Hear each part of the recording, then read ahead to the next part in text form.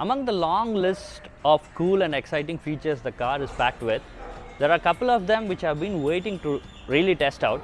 One is the reverse assistant and the other one is the park assistant. So we'll start with the reverse assistant. What the reverse assistant does is, if you move the car forward to around 40-50 meters, then with the reverse assistant, the car should be able to backtrack its path and come back to the source without any issues. So that is what's expected from the reverse assist feature the car has. So this is a very tight parking. You can see how tightly the car is parked. This is the space that I have got in both sides when you see from this pillar. And even if you look at the back side of it, there is hardly an elbow width of space that I have in the behind. So let's see how exactly or how accurately the car is able to come back to the source if I take the car and move forward. Let's now drive the car forward, put in the car in the drive mode, and here we go.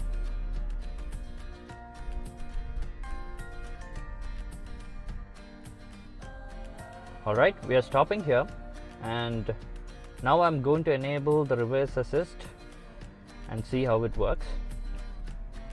So to enable the reverse assist, first you have to get to the reverse mode, and then if you can see the screen, there is a reverse assistant. I have to enable that, and you can see an information over there like start driving, observe the surroundings and brake manually. So it shows that I'm not supposed to touch the steering wheel, but I'm supposed to do the braking manually. So I have kept my foot on the brake pedal. Now you can see the gear lever is in reverse mode, and I'm also supposed to disable the auto hold option, which is enabled here. So I'm disabling it. Now you can see that the screen shows 39 meters from the source we have started. So it is supposed to traverse 39 meters backwards and then park exactly like how the car was parked before. So I'm going to take my foot from the brake pedal, and you should be able to see the car moving. I've taken, I'm slowly taking. You can see the car is going backwards, and I'm not touching the steering wheel now. It's steering automatically.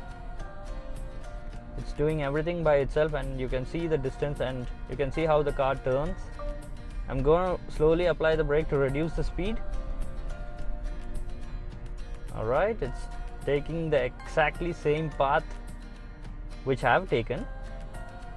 Alright, this is the most important part. Tight parking.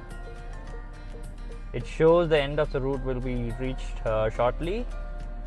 I'm going to be extra careful at this stage.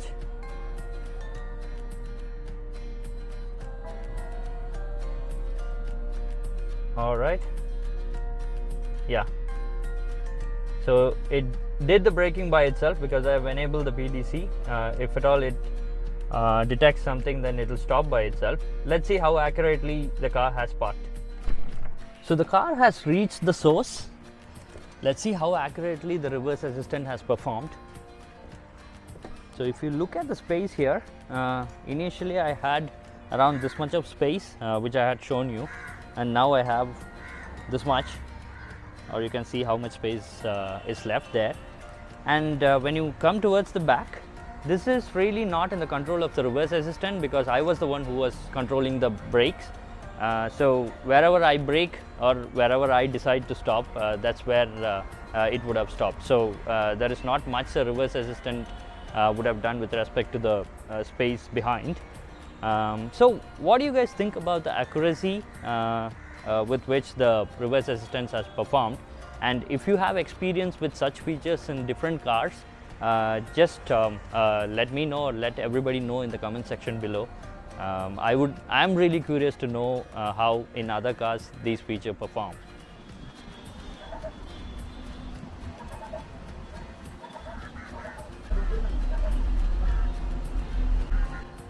So the second time we tried, we are getting varying results.